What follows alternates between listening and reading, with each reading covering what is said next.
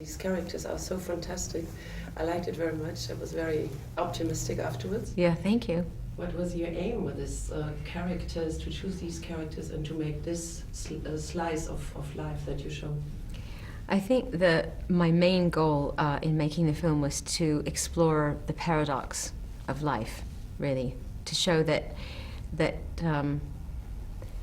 you can't first of all, you can't make judgments about people, and you can't make judgments about the choices people make, because ultimately you never know where someone's going to end up. And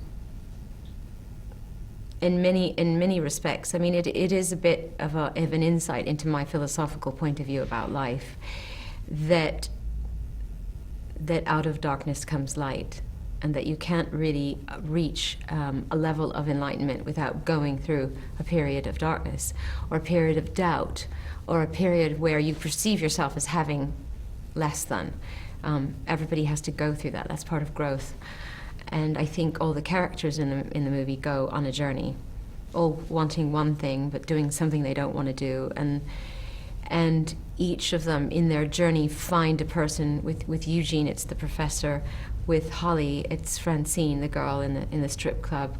With Juliet, it's Sardeep in the camp. They each find someone unexpected that helps them on their journey, or advises them, or inspires them. And I think that's what happens to us in life.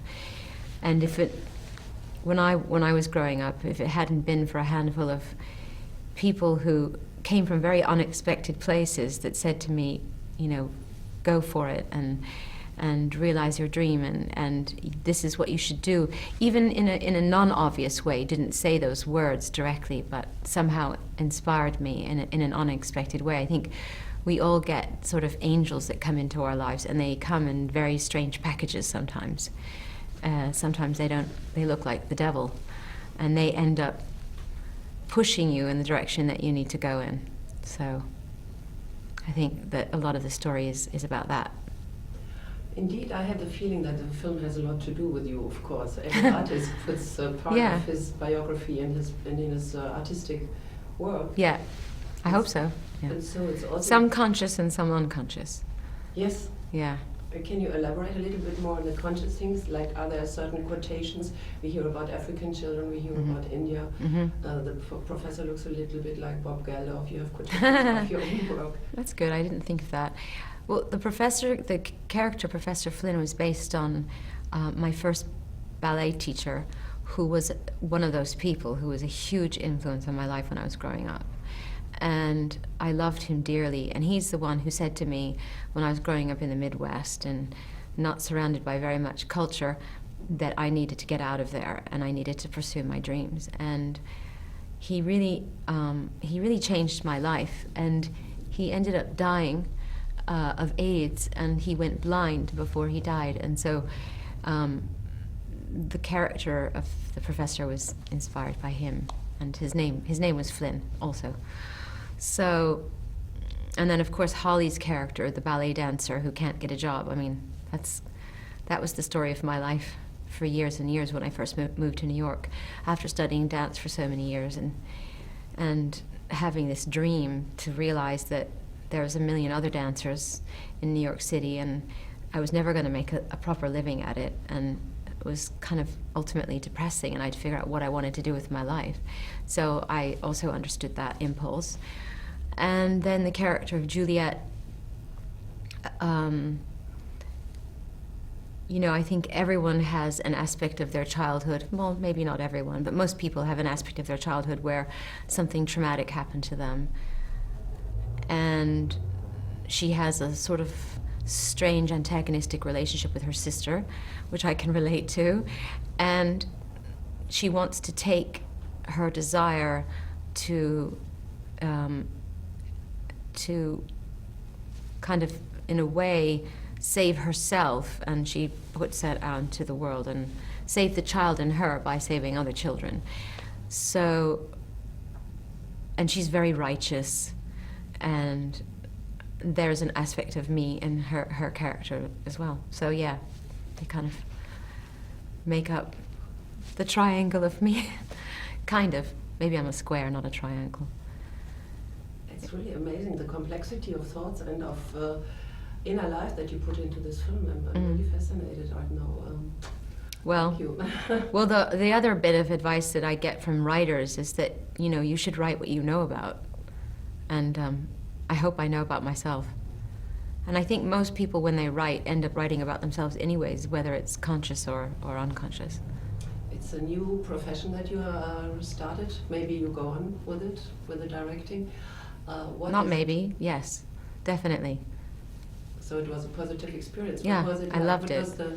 What was the most important or what most interesting part for you? Is the editing room, the No. work with the artists, the writing of the book? I think the writing of it I enjoyed the most, and then going from the writing of it to rehearsing it with the actors and hearing my words being translated through them and seeing it take on even another layer of meaning and interpretation. I love the way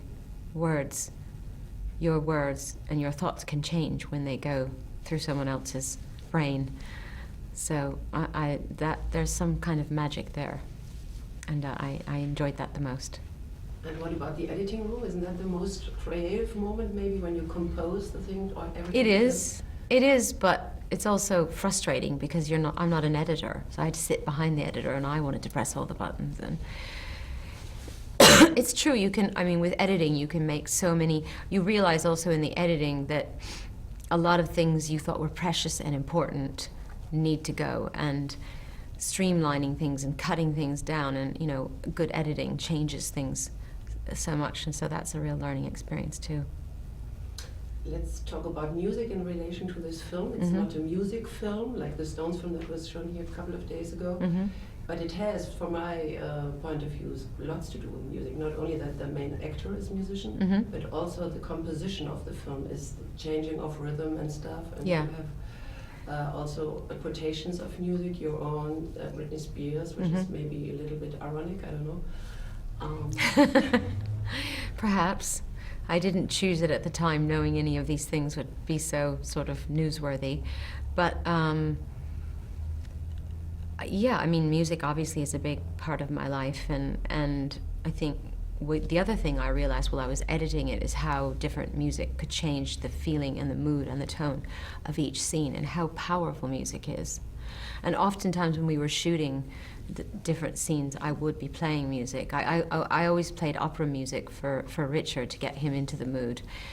And obviously Eugene's music was a big inspiration for the film. And his uncle, the whole time we were filming, Eugene kept giving me music to listen to from various family members. And I ended up scoring a lot of the film with his uncle's music. So. Why did you choose him and this gypsy kind of music? What does it give to you? Because I love gypsy music. I always have. Yeah. Don't ask why. I don't know. It's just there. Yeah.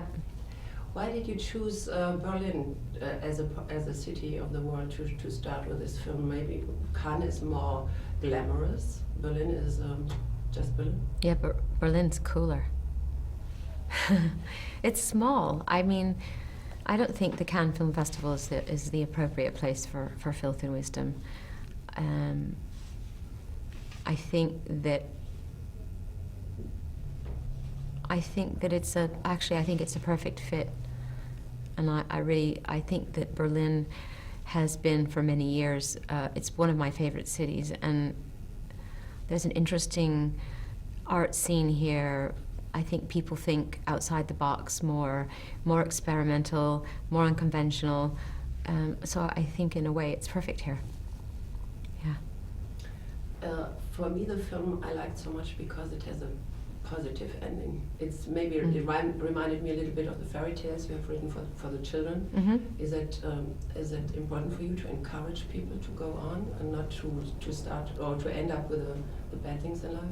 Well, I don't want to tell a dark story and just have it end up being dark. What's the point of that? I think that it was important that you felt hopeful at the end, and that as you followed each journey of each person, however humiliated they may have felt in the course of their journey, that there was always hope at the end. And I think that's very important for me. Yeah. Light at the end of the tunnel. Yes, what you mentioned. Yeah. You are reaching a very special date this year with your birthday. Mm-hmm. Is this work like a kind of a summary of what the things that you have done, so that you look back and at the same moment look forward with a new direction? Well, I don't think it's a summary. I think it's an aspect of me, and I think I have many more stories to tell. So for me, it's the beginning of another journey. Yeah. When will the film come out, and does it have anything to do with their next maybe CD? I'm not sure when the film's going to come out. I'm in conversations with iTunes right now about releasing it. I like the idea of releasing it in an unconventional way. So we'll see what happens with that. I don't think it's going to have anything to do with my record, though. So. Thank you very much. Yeah. My pleasure.